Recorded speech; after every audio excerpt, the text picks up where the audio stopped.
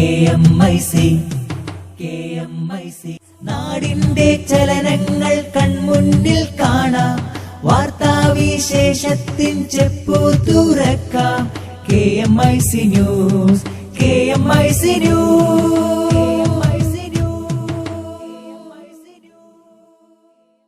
അസ്സലാമു അലൈക്കും വറഹ്മത്തുള്ളാഹി വബറകാതുഹു. Kerala Malabar Islamic class room KMIC TV പ്രേക്ഷകർക്കും റേഡിയോ ശ്രോതാക്കൾക്കും KMIC ന്യൂസിലേക്ക് സ്വാഗതം. വാർത്തകൾ വായിക്കുന്നത് ജലീൽ മടവൂർ. പ്രധാന വാർത്തകൾ. വിഎസും ഭാര്യയും വോട്ട് ചെയ്യുമ്പോൾ എത്തിനോക്കിയിട്ടില്ലെന്ന് ജി സുധാകരൻ. മൃതദേഹ പരിചരണത്തിലും വിവേചനം. KMCC നേതാവിന്റെ വോയിസ് മെസ്സേജ് വിവാദമായി. സംസ്ഥാനത്ത് കനത്ത മഴ, 100-ലധികം വീടുകൾക്ക് നാശനഷ്ടം. അവകാശവാദങ്ങളുമായി ഉമ്മൻചാണ്ടിയും VS അച്യുതാനന്ദനും ഫേസ്ബുക്കിൽ. എക്സിറ്റ് പോൾ ഫലങ്ങൾ തെറ്റുമെന്ന് PK കുഞ്ഞാലിക്കുട്ടി. ബായാർ സ്വലാത്ത് മജ്ലിസും താഹിറുൽ അഹദൽ തങ്ങൾ അനുസ്മരണവും ഈ മാസം 20-ന്.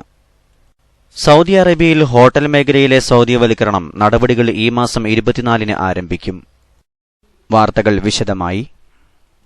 സർവേകളിൽ വലിയ കാര്യമില്ലെന്ന് KPCC പ്രസിഡന്റ് VM സുധീരൻ. വോട്ടെണ്ണിക്കഴിയും വരെ ചിലർക്ക് തൃപ്തിയടയാം. UDF-ന് ഭരണ തുടർച്ചയുണ്ടാകും. കേന്ദ്ര നേതാക്കൾ വരുന്നത് CPM-ലെ ആഭ്യന്തര പ്രശ്നങ്ങൾ തീർക്കാനാണെന്നും സുധീരൻ തിരുവനന്തപുരത്ത് പറഞ്ഞു. അവിടെ നിൽക്കുന്നു, പക്ഷെ അത് ഞങ്ങളെ സംബന്ധിച്ചിടത്തോളം ഒരു പ്രശ്നമല്ല. ഞങ്ങളെ സംബന്ധിച്ചിടത്തോളം UDF ജയിച്ചു വരിക എന്നുള്ളതാണ്. BJP-യെയും CPM നേതൃത്വം കൊടുക്കുന്ന LDF-നെയും പരാജയപ്പെടുത്തി ജയിച്ചു വരിക എന്നുള്ളത് തന്നെയാണ് ഞങ്ങളുടെ ലക്ഷ്യം.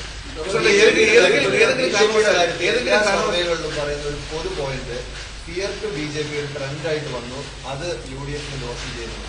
അവസാന ഘട്ടത്തിലുണ്ടായിരുന്ന മൃദു നിലപാട് നേതാക്കളുടെ ഭാഗത്ത് BJP-യോട് ഉണ്ടായത് അത് വളരെ തെറ്റാണ്. കാരണം ഇവിടെ യഥാർത്ഥ ഫൈറ്റ് നടന്നത് കോൺഗ്രസും BJP-യും തമ്മിലാണ്. നരേന്ദ്രമോദിയുടെ വരവ്, നരേന്ദ്രമോദി സോണിയാഗാന്ധിക്കെതിരെ നടത്തിയ പരാമർശം, അതുപോലെ തന്നെ സോമാലിയ പ്രയോഗം, കോൺഗ്രസും അല്ലെങ്കിൽ കോൺഗ്രസ് നേതൃത്വത്തിലുള്ള UDF-ഉം പ്രധാനമന്ത്രിയും ഇവിടെ നേതൃത്വത്തിലുള്ള NDA-യും തമ്മിലുള്ള തുറന്ന പോരാട്ടമാണ് അവസാന നാളിൽ കണ്ടത്. ആ പോരാട്ടങ്ങളിലൊന്നും CPM-നോ LDF-നോ എന്ത് പ്രസക്തി ഉണ്ടായിരുന്നു? അതുകൊണ്ട് ആ തരത്തിലുള്ള പ്രചരണങ്ങളൊന്നും ഈ തവണ ഏൽക്കില്ല. യഥാർത്ഥ മത്സരം, പോരാട്ടം പ്രധാനമന്ത്രി നേതൃത്വം കൊടുത്ത NDA, കോൺഗ്രസ് അധ്യക്ഷ സോണിയാഗാന്ധി തന്നെ ഇവിടെ വന്ന് നടത്തിയ അവരുടെ സാന്നിധ്യം, ഇതൊക്കെ UDF-നെ സംബന്ധിച്ചിടത്തോളം വളരെ ഗുണകരമാണ് എന്ന കാര്യത്തിൽ യാതൊരു സംശയം. കഴിഞ്ഞ ദിവസം മുഖ്യമന്ത്രി പറഞ്ഞു, നേരിയ മാർജിനാണെങ്കിൽ എന്തെങ്കിലും കൺഫോർമേഷൻ പോയാൽ അതിന് ഉത്തരവാദിത്വം, കൂട്ടുത്തരവാദിത്വം എല്ലാവർക്കും ഒരുപോലെ ഉത്തരവാദിത്വം ഉണ്ടെന്ന് പറയുന്നു. ഞാനിപ്പോ ജയിക്കാൻ പോകുന്ന ഒരു മുന്നണിയെ സംബന്ധിച്ചിടത്തോളം അതിന്റെ മറ്റു കാര്യങ്ങളെ കുറിച്ച് ചർച്ച ചെയ്യുന്നതിന് യാതൊരു പ്രസക്തിയില്ല. ഞങ്ങൾ ജയത്തിലേക്ക് നീങ്ങുന്നു, ഞങ്ങൾ ജയിക്കും. പിന്നെ ഞങ്ങൾക്ക് എന്താ സംശയം?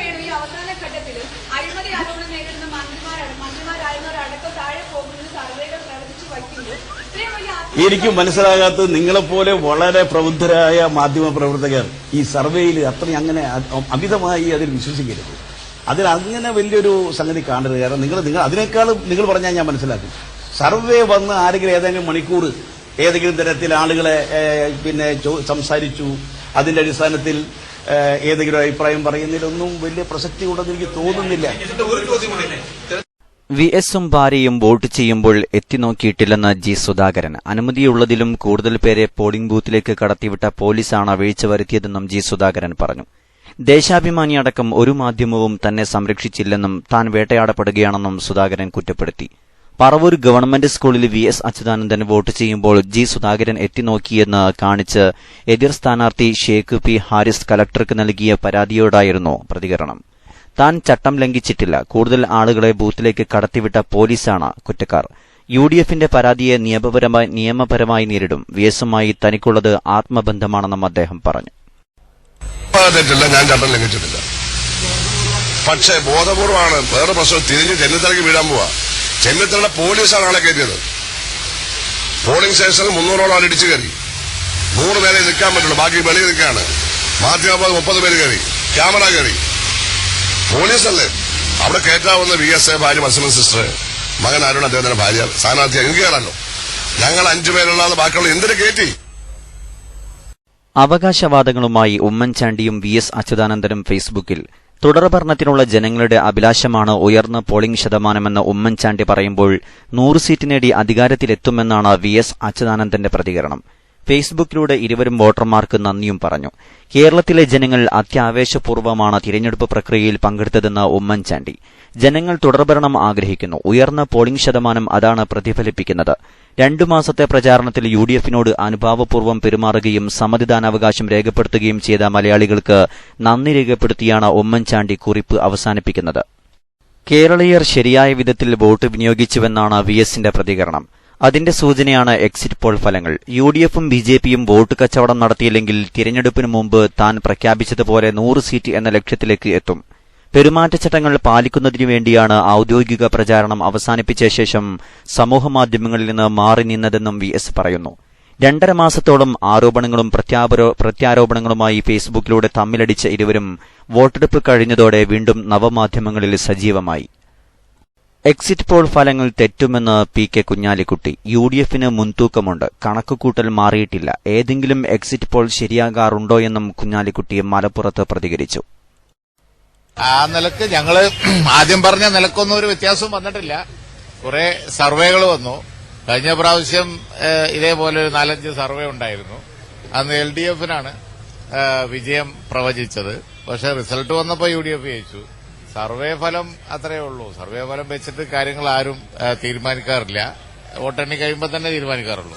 UDF-ന്റെ ഒടുവിലത്തെ പ്രതീക്ഷ എങ്ങനെയാണ്? കാരണം ഇന്നലെ എല്ലാം കഴിഞ്ഞു, ഇനി പറയാലോ. അല്ല, UDF-ന്റെ ഒടുവിലത്തെ പ്രതീക്ഷ എന്ന് പറയുന്നത് UDF-ന് മുൻതൂക്കം ഉണ്ട്, UDF ജയിക്കും എന്നുള്ളത് തന്നെയാണ്. ഇപ്പോഴും ഞങ്ങൾ സംസ്ഥാന തലത്തിലുള്ള നേതാക്കളൊക്കെ ചർച്ച ചെയ്തു, കണക്കുകൂട്ടി. നല്ല വിജയ പ്രതീക്ഷയിൽ തന്നെയാണ് നേതാക്കളൊക്കെ ഉള്ളത്. അങ്ങനല്ല, അത് അങ്ങനെ എണ്ണം കൃത്യമായിട്ട് പറയേണ്ട കാര്യമില്ല. ഭരിക്കാൻ ആവശ്യമായ ഒരു ഭൂരിപക്ഷം കിട്ടുന്ന നിലയാണുള്ളത് എന്നാണ് ജില്ലകളിൽ നിന്നൊക്കെ കിട്ടുന്ന റിപ്പോർട്ട്. ഇപ്പോൾ പറയുന്നത് കോൺഗ്രസിന് നഷ്ടം സംഭവിക്കും, എന്നാൽ മുസ്ലിം ലീഗിന് നഷ്ടം കാര്യമായി സംഭവിക്കുന്നില്ല. ഏറ്റവും വലിയ ഒറ്റകക്ഷിയായി ഒരുപക്ഷെ മുസ്ലിം ലീഗ് വരും പ്രതിപക്ഷത്തെ എന്നൊക്കെയാണ് പറയുന്നത്. പല ഭാവനകളും ആവാലോ. കാരണം ഈ എക്സിറ്റ് പോളാണ് എപ്പോഴും. എക്സിറ്റ് പോൾ എന്ന് പറഞ്ഞാൽ എത്ര കുറച്ച് വോട്ട് വെച്ച് ഒട്ടും അക്യുറസി ഇല്ലാതെ നടത്തുന്ന ഒരു എക്സർസൈസാണ്. അത് വെച്ച് ജയിക്കും തോൽക്കും എണ്ണം കണക്കാക്കുന്നതൊക്കെ വളരെ അശാസ്ത്രീയമാണ്. അതിന്റെ ഏറ്റവും നല്ല ഉദാഹരണമാണ് കഴിഞ്ഞ അസംബ്ലി തെരഞ്ഞെടുപ്പ്. അതിനേക്കാൾ വലിയ ഉദാഹരണമാണ് കഴിഞ്ഞ ബീഹാർ തെരഞ്ഞെടുപ്പ്. അതിലും വലിയ ഉദാഹരണമാണ് കഴിഞ്ഞ ഡൽഹി തെരഞ്ഞെടുപ്പ്. അതിൽ BJP വരുമെന്നാ പറഞ്ഞത്, വന്നത് AAP ആണ്.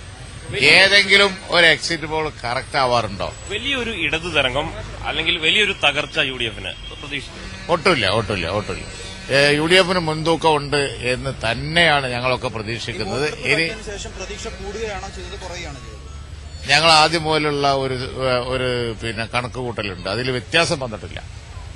ഒരു നേരിയ മുൻതൂക്കം UDF-നുണ്ട് എന്നുള്ള കണക്കുകൂട്ടലായിരുന്നു ആദ്യം മുതൽ ഞങ്ങൾക്കുള്ളത്. അതേ സ്റ്റാൻഡാണ് ഇപ്പോഴും ഉള്ളത്. എക്സിറ്റ് പോള് തെറ്റിയ ചരിത്രമേ ഉള്ളൂ. ഈ പ്രാവശ്യം എക്സിറ്റ് പോള് ശരിയാവും എന്നുള്ളത് ഒരു വിശ്വാസം മാത്രമാണ്. ബീഹാർ, ഡൽഹി, കേരളം ഈ സംഭവത്തിലൊക്കെ ഉണ്ടായതുപോലെ തന്നെ ഇത്തവണയും എക്സിറ്റ് പോള് തെറ്റും, UDF വരും എന്നാണ് ഞങ്ങളുടെ വിശ്വാസം. ഓക്കെ. കഴിഞ്ഞ ദിവസം മസ്കത്ത് അൽകൂദിലെ സ്വകാര്യ ആശുപത്രിയിൽ മരിച്ച മലയാളിയുടെ മൃതദേഹത്തോട് അനാദരവ് പ്രകടിപ്പിച്ച് KMCC കേന്ദ്ര കമ്മിറ്റി ആക്ടിംഗ് പ്രസിഡന്റ് ഖാലിദ് കുന്നുമ്മലിന്റെ വോയിസ് മെസ്സേജ് വിവാദമായി. മരിച്ചയാളുടെ സംഘടനാ ഗ്രൂപ്പ് നോക്കി വർഗീയവത്കരിക്കുന്നതും പ്രവർത്തകർക്കിടയിൽ അസഹിഷ്ണുതയും മൃതദേഹത്തോടുള്ള അനാദരവും സൃഷ്ടിക്കുന്ന തരത്തിലുള്ളതുമാണ് വോയിസ് ക്ലിപ്പിലെ സന്ദേശം. KMCC മസ്കത്ത് കേന്ദ്ര കമ്മിറ്റി ആക്ടിംഗ് പ്രസിഡന്റ് ഖാലിദ് കുന്നുമ്മലിന്റെ വിവാദമായ വോയിസ് സന്ദേശം കേൾക്കാം. അൽകൂദ് ബദർസമ ഹോസ്പിറ്റൽ വെച്ച് ഒരു അഷ്റഫ് എന്ന് പറയുന്ന ഒരാൾ മരണപ്പെട്ടു എന്നൊരു വിവരം കിട്ടിയിട്ടുണ്ട്. ശരിയോ തെറ്റോ എന്ന് അറിയില്ല. മരിച്ചിട്ടുണ്ട് എന്ന കാര്യം ഉറപ്പാണ്. ആരാണ് എന്നതിനെക്കുറിച്ച് അറിയില്ല. വിളിച്ച് പറഞ്ഞിരുന്നു. അപ്പം ആരെങ്കിലും അറിയുമെങ്കിൽ ഗ്രൂപ്പിൽ വിവരം അറിയിക്കണം. മാത്രവുമല്ല, APക്കാരായിട്ടാണെങ്കിൽ ഒരു വിവരവും അറിയിക്കണ്ട. അവരുടെ കാര്യത്തിൽ ഇടപെടാൻ ഒരു കാരണവശാലും ഇടപെടില്ല. മരിച്ചാലും ഇല്ല, മയ്യത്ത് പോലും നിസ്കരിക്കില്ല. അതിന്റെ അകത്ത് ഇടപെടുന്ന പ്രശ്നമേ ഇല്ല. ബാക്കി മണ്ണാർക്കാട് ഇലക്ഷൻ കഴിയട്ടെ എന്നിട്ട് പറയാം. ആരാണ് മരണപ്പെട്ടത് എന്നുള്ളത് ഒരു അന്വേഷിക്കണം ആരെങ്കിലും. എന്നാൽ മൃതദേഹത്തെ നിന്ദിക്കുകയും പ്രവാസികൾക്കിടയിലെ സൌഹാർദ്ദത്തെ തകർക്കുകയും ചെയ്ത ഈ വോയിസ് സന്ദേശത്തിനെതിരെ സാമൂഹിക പ്രവർത്തകരും പൊതുജനങ്ങളും രംഗത്തെത്തിയിട്ടുണ്ട്. മരിച്ചവരുടെ ജാതിയും മതവും വിഭാഗവും നോക്കി തരംതിരിക്കുന്ന സാമൂഹിക പ്രവർത്തനം നന്മക്കുള്ളതല്ല എന്നും പ്രവാസലോകത്ത് ഇത്തരത്തിൽ ഒരു കാഴ്ചപ്പാട് ആദ്യമായാണ് ഉയർന്നു കേൾക്കുന്നതെന്നും സമൂഹത്തിന്റെ വിവിധ മേഖലകളിൽ നിന്നുള്ളവർ പ്രതികരിച്ചു. മസ്കത്ത് KMCC ആക്ടിംഗ് പ്രസിഡന്റിന്റെ ഭാഗത്തു നിന്നുണ്ടായ പ്രതികരണം ഒരിക്കലും ന്യായീകരിക്കാൻ കഴിയുന്നതല്ലെന്നും അദ്ദേഹത്തിന്റെ നിലപാടിനോട് യോജിക്കാൻ കഴിയില്ലെന്നും Muscat KMCC general secretary PAV Abubakar പറഞ്ഞു. 2 ദിവസത്തിനകം രേഖാമൂലം വിശദീകരണം നൽകാൻ അദ്ദേഹത്തോട് ആവശ്യപ്പെട്ടതായും PAV അബൂബക്കർ പറഞ്ഞു. സോഷ്യൽ മീഡിയകളിൽ പ്രചരിക്കുന്ന വോയിസ് സന്ദേശം ഒരു സാമൂഹിക പ്രവർത്തകനിൽ നിന്ന് ഉണ്ടാകുന്നത് അംഗീകരിക്കാനാകില്ലെന്ന് ഇടതുപക്ഷ സാമൂഹിക പ്രവർത്തകൻ ഷാജി സെബാസ്റ്റ്യൻ പറഞ്ഞു. മൃതദേഹത്തോട് പോലും സങ്കുചിതത്വത്തോടെ പെരുമാറുന്നവർ സാമൂഹിക പ്രവർത്തകൻ എന്ന പേരിന് അർഹനല്ലെന്നും അദ്ദേഹം പറഞ്ഞു. ഇതൊരു പൊതുപ്രവർത്തകന് ഭൂഷണമല്ലെന്ന് OICC national general secretary NO Oommen പറഞ്ഞു. 100% തെറ്റായ പ്രസ്താവനയാണ് ഉണ്ടായിരിക്കുന്നത്. പ്രവാസലോകത്താകുമ്പോൾ പ്രത്യേകിച്ച് അതിർവരമ്പുകൾ ഇല്ലാതിരിക്കുകയാണ് വേണ്ടതെന്നും ഉമ്മൻ പറഞ്ഞു. സംസ്ഥാനത്ത് ശക്തമായ മഴ. തെക്കൻ ജില്ലകളിൽ ഇന്നലെ രാത്രി മുതൽ ശക്തമായ മഴ തുടരുകയാണ്. ചെറിയതുറ, വലിയതുറ എന്നിവിടങ്ങളിൽ കടലാക്രമണം ശക്തമായി. വലിയതുറയിൽ 100-ലധികം വീടുകൾക്ക് നാശനഷ്ടം. ആലപ്പുഴയിൽ വിവിധ ഭാഗങ്ങളിൽ കടലാക്രമണം രൂക്ഷമായതിനെ തുടർന്ന് ദുരിതാശ്വാസ ക്യാമ്പുകൾ തുടങ്ങാൻ തഹസിൽദാർമാർക്ക് ജില്ലാ കലക്ടർ നിർദ്ദേശം നൽകി.